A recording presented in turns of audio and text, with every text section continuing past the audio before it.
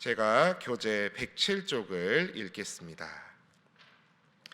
12장부터는 백성들이 가나안 땅에서 살아갈 때 지켜야 할 규례와 법도에 관하여 자세하게 설명합니다. 이스라엘 백성들은 가나안에 정착해도 아무 곳에서나 예배드릴 수 있는 것이 아니라 하나님이 택하신 장소에서만 예배드릴 수 있습니다. 이 명령은 5번에 걸쳐 반복됩니다. 13장에서 모세는 거짓 예언자들이 이적과 기사를 보이고 알지 못하는 다른 신을 섬기자고 할 때도 오직 여호와 하나님만을 따르며 경외할 것을 당부합니다. 하나님께서 가르쳐 주신 법도에서 백성들을 깨어내려고 하는 모든 거짓 예언자와 우상 숭배를 부추기는 유혹자들을 돌로 쳐서 죽이라고 강하게 이야기합니다. 가장 사랑하고 가까운 사람이라도 긍휼히 여기지 말고 그 미혹하는 말에 귀 기울이지 말고 하나님께서 가증하게 여기시는 악을 단호히 제하여 버리라고 말합니다. 오늘 말씀에서도 강단 위에 모세의 설교가 계속해서 이어집니다. 특별히 오늘 읽은 12장부터는 지켜 행할 규례와 법도에 대해서 구체적으로 제시하고 있습니다. 오늘도 모세의 설교를 통해서 이스라엘 백성에게 그리고 오늘 우리에게 주시는 하나님의 말씀을 3가지 기도 제목을 놓고 함께 나누도록 하겠습니다. 먼저 오늘 본문 12장 5절에서 7절 말씀을 함께 읽겠습니다. 12장 5절에서 7절 말씀입니다. 시작. 오직 너희의 하나님 여호와께서 자기의 이름을 두시려고 너희 모든 지파 중에서 택하신 곳인 그 계실 곳으로 찾아 나아가서 너희의 번제와 너희의 제물과 너희의 11조와 너희 손의 거제와 너희의 서원제와 낙헌 예물과 너희 소와 양의 처음 난 것들을 너희는 그리로 가져다가 드리고 거기 곧 너희의 하나님 여호와 앞에서 먹고 너희의 하나님 여호와께서 너희의 손으로 수고한 일에 복 주심으로 말미암아 너희와 너희 가족이 즐거워할지니라. 아멘. 오늘 첫 번째 기도 제목은 우리 신일교회 안에서 함께 예배하게 하소서라고 기도하시겠습니다.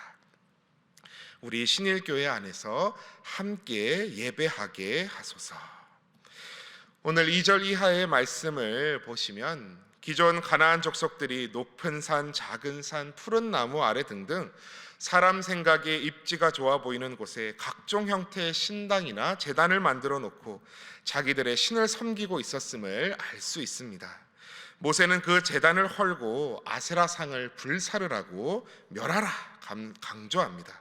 그러면서 하나님께서는 그처럼 임의대로 아무 장소에서나 예배하는 것이 아닌 하나님께서 친히 선택하실 곳에서 제사드리라, 예배드리라 말씀하고 있습니다. 그곳은 사사기에서는 성막이 거하는 실로였으며 이후 예루살렘 성전으로 이어집니다. 왜 하나님께서는 가나안 땅 전체에서 오직 한 곳만을 택하여 자신을 위한 예배 처소로 삼으셨을까요? 나름 넓은 가나안 땅에서 저 북쪽의 단지파 지역이나 남쪽 브엘세바 지역에서는 예루살렘까지 오는 것도 힘들었을 텐데요. 그 이유는 먼저는 종교적 관점에서 생각해 볼 수 있습니다. 가나안 족속들이 세웠던 수많은 예배 제단들과 달리 이스라엘의 유일한 예배 처소는 여호와 하나님을 향한 신앙을 순수하게 보존시킬 수 있는 또 멋진 방편이었기 때문입니다. 두 번째로는 사회적인 관점에서 바라볼 수 있을 것입니다. 오직 하나의 유일한 예배 처소는 이스라엘 12지파를 각 지역에 퍼져 있는 이 12지파를 똑같은 여호와 하나님을 향한 신앙을 가진 하나의 민족 공동체로 강하게 결속시킬 수 있었기 때문입니다. 그런 의미에서 저는 오늘 첫 번째 기도 제목을 우리 신일교회에서 함께 모여 예배하게 하소서로 나누었습니다. 당연한 것 아닌가요? 할 수 있지만 요즘 참 코로나 때문에 정말 귀한 기도 제목인데요. 5절 말씀을 다시 한번 보시면 오직 너희 하나님 여호와께서 자기의 이름을 두시려고 너희 모든 지파 중에서 택하신 곳인 그 계신 곳으로 찾아 나아가라 라고 이야기합니다. 제가 우리 신일교회만이 유일무이한 교회다라고 말씀드리는 것은 결코 아닙니다. 그러나 우리 사랑하는 여러분께서 우리 신일교회 등록 성도시라면 현장 예배를 드리는 것이 요즘 코로나 때문에 쉽지 않습니다만 우리 교회 공동체 안에서 함께 예배하고 함께 교제하는 것이 참 중요하고 소중하다는 의미입니다. 코로나로 못 오시는 분들은 영상으로라도 위임 목사님 설교 들으시며 금요구역회 온라인 영상도 보시며 그렇게 반가워하실 수가 없습니다. 왜 그렇습니까? 내가 우리 신일교회에 속한 성도이기 때문이지요. 신일교회 이름으로 머리 대신 주님 안에 모여 함께 위임 목사님의 같은 주일 설교를 듣고 말씀 속으로 나사렛, 갈릴리, 베다니, 예루살렘반 공부를 함께하며 하나님을 향한 순수한 신앙을 든든히 세워나가고 이스라엘 12지파와 같이 우리 1대 교구부터 10대 교구까지 그리고 11대 청년교구와 농아교구까지 총 12개의 교구가 함께 한 몸과 같이 결속하는 것이 우리가 함께 모여 예배함으로 가능하다는 것입니다. 6절 말씀을 주목하여 보십시오. 너희의 번제와 너희의 제물과 너희의 11조와 너희 손의 거제와 너희 서원제와 낙헌 예물과 너희 소와 양의 처음 난 것들을 너희는 그리로 가져다가 드리고 우리 사랑하는 성도님들도 주정으로 11조로 감사헌금, 성교헌금, 장학헌금, 사랑의 요거트 헌금 등등 귀한 예물 봉헌하시지 않습니까? 그 예물 모여 예배를 준비하고 또 서로 교제하고 이웃을 구제하고 세계를 선교하는 일들이 이루어집니다. 우리 혼자서는 할 수 없는 일들이 주님의 이름 안에 신일교회로 모여 이루어지고 있는 것이지요. 그렇게 헌신하고 봉사하는 귀한 우리 교회 모든 성도님들과 가정들의 오늘 7절 말씀과 같은 복이 임하기 원합니다. 7절 말씀입니다. 거기 곧 너희의 하나님 여호와 앞에서 먹고 너희의 하나님 여호와께서 너희의 손으로 수고한 일에 복 주심으로 말미암아 너희와 너희의 가족이 즐거워할지니라. 아멘. 우리 신일교회가 하나님께서 임재하시고 기뻐하시는 참된 교회, 예배의 진리의 말씀과 기쁨과 교제가 넘치는 교회 되기 원합니다.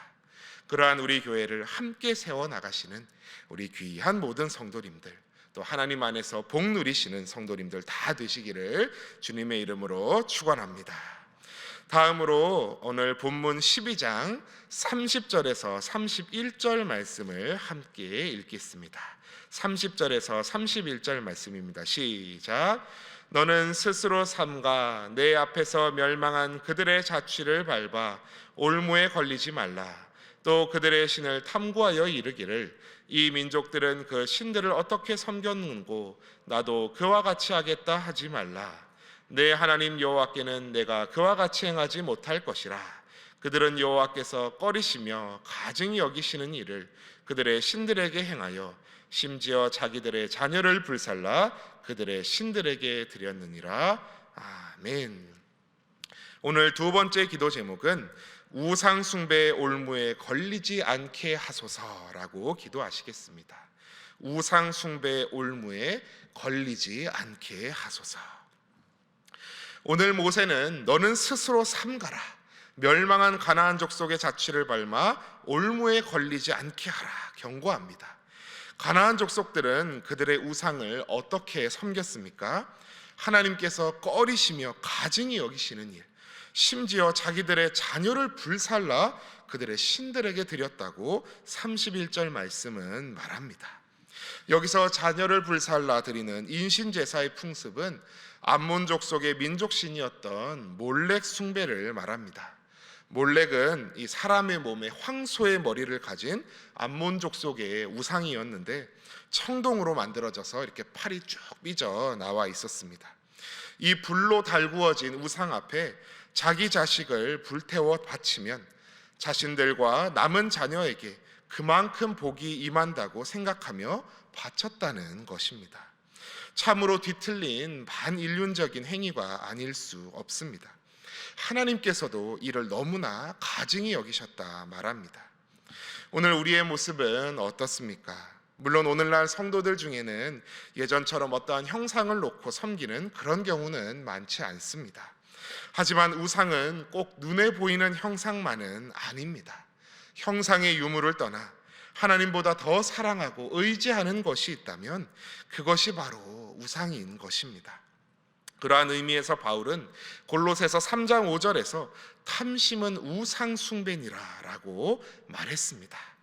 13장 초반부를 보시면 모세가 거짓 선지자나 꿈꾸는 자가 일어나 이적과 기사를 보이며 다른 신들을 섬기자고 유혹할 수 있다고 말합니다. 제가 전에 있던 교회에서 봄 대신방을 갔었을 때 있었던 일인데요. 예배를 마치고 이제 다과 시간에 구역 예배식으로 모여서 이제 여러 이야기를 나누는데 한 집사님이 옆에 권사님을 쿡쿡 찌르시며 그러시는 겁니다. 아니 근데 내가 이번에 용한 분한테 갔다 왔잖아. 그랬더니 그 권사님이 아휴 목사님 앞에서 못하는 소리가 없어. 죄송해요 목사님, 이 집사님은 이제 믿은 지 얼마 안 되셔가지고요 막 그러시는 겁니다. 그래서 제가 그 용한 분이 도대체 어떤 목사님인가 했더니 목사님이 아니라 점치는 사람인 거죠.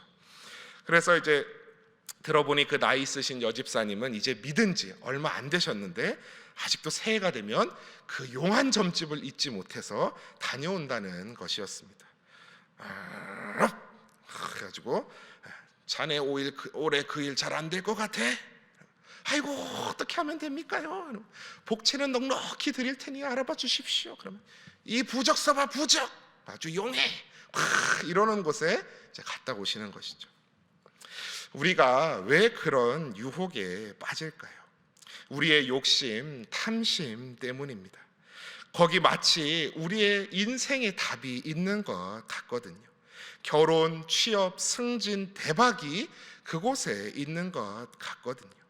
그러나 결코 그곳에 답이 있지 않다는 사실 저와 여러분 다 아시는 줄 믿습니다. 모세도 말합니다.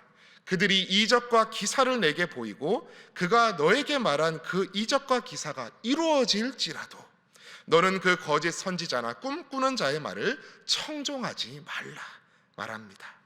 고린도후서 말씀과 같이 사탄도 자기를 광명의 천사로 가장할 수 있는 법입니다. 나의 탐심에 눈이 어두워져 하나님이 아닌 다른 것을 내 마음의 중심에 두고 어리석은 결정을 하지 않는 우리가 되기 바랍니다. 올 한 해도 오직 마음을 다하고 뜻을 다하여 하나님을 사랑하며 그 말씀을 청종하여 이 내 마음의 중심에 하나님 앉혀드리시는 저와 여러분 다 되시기를 축복합니다. 마지막으로 오늘 본문 13장 6절에서 7절 말씀을 함께 읽겠습니다. 6절에서 7절 말씀입니다. 시작. 내 어머니의 아들 곧 내 형제나 내 자녀나 내 품의 아내나 너와 생명을 함께하는 친구가 가만히 너를 깨어 이르기를 너와 내 조상들이 알지 못하던 다른 신들 곧 내 사방을 둘러싸고 있는 민족 혹 내게서 가깝든지 내게서 멀든지 땅 이 끝에서 저 끝에까지 있는 민족의 신들을 우리가 가서 섬기자 할지라도. 오늘 세 번째 마지막 기도 제목은 진리를 타협하며 살지 않게 하소서라고 기도하시겠습니다. 진리를 타협하며 살지 않게 하소서. 사탄의 유혹은 어찌 보면 가장 가까운 사람들을 통해 오기도 쉽습니다. 아담은 선악과를 누구에게 건네받았습니까? 아내 하와에게 건네받았습니다. 마태복음 16장에 보면 예수님께서는 자신의 십자가 희생을 만류하는 베드로를 향해서 사탄아 내 뒤로 물러가라. 너는 나를 넘어지게 하는 자로다. 책망하셨습니다.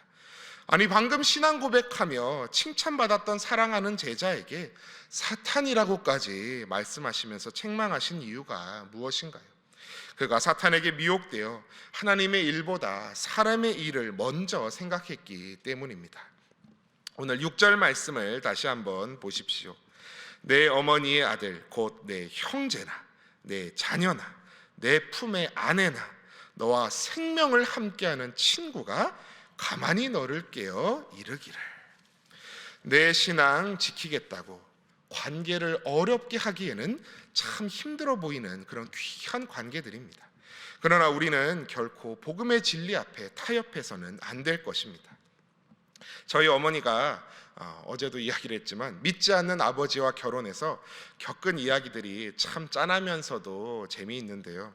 저희 아버지 집안은 원래 불교 집안이었습니다. 제사도 당연히 드렸고요. 결혼하고 주일에 어머니께서 교회에 가니 아버지가 그랬답니다. 교회 가지 말라고, 같이 놀자고, 심심하다고.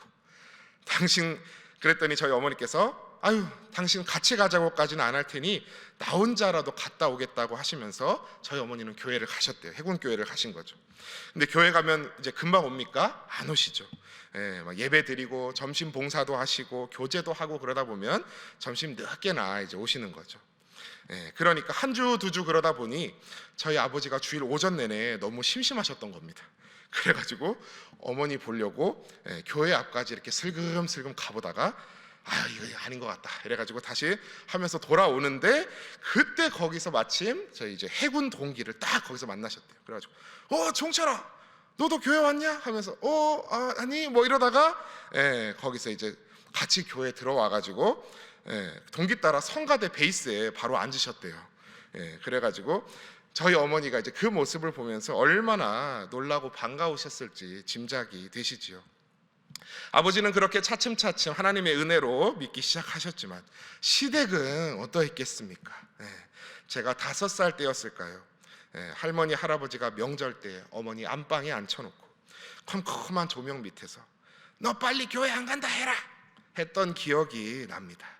어머니는 눈물을 흘리시며 묵묵부답이셨고 제가 엄마의 팔목을 막 잡아 끌면서 엄마 집에 가자 해가지고 할머니한테 너 이 녀석 엄마한테 교회 안 간다 해야지 집에 가자고 하냐고 막 이렇게 혼났던 기억이 납니다.